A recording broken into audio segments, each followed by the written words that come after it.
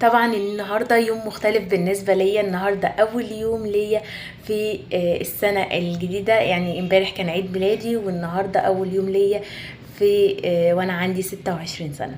طيب 26 سنه، ال 25 سنه دول عدوا ازاي؟ كان عدوا في اوقات كانت وحشه وفي اوقات كانت حلوه، في اوقات اتخذلت فيها كتير، في اوقات كتير جدا كنتش عارفه اعمل ايه، كنت محتاره، كنت تايهه. لكن دايما كنت عندي امل في ربنا ان انا اوصل وانجح واحقق كل اللي نفسي فيه، وفعلا وصلت. علمتني السنين اللي فاتت قد ايه مش اي حد يعني تأمنه، مش اي حد تثق فيه. اي حد باعك او خانك او اذاك، عندك ربنا. ثانيا اركن على الرف وكبر دماغك وعيش حياتك. حاول تخلي المشاكل دي لو جاتلك اي مشكلة فجأة، خدها كده يعني بالراحة. حاول تفكر فيها بشويش.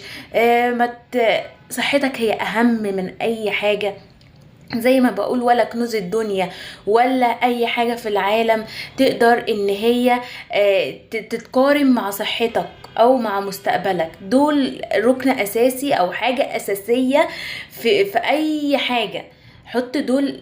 انت صحتك ومستقبلك دول اهم من اي بني ادم في العالم. طبعا ربنا ثم الحاجات دي. فما تنساش ربنا، خليك متقرب من ربنا. ربنا هو صاحبك، هو سندك، هو كل حاجة. وقت ما تحتاج وتضيق بيك الدنيا، ارجع لربنا وادعي له وان شاء الله ربنا هيحلها. وما تنسوش تعملوا لايك وسبسكرايب وكومنت، واشوفكم على خير وباي باي.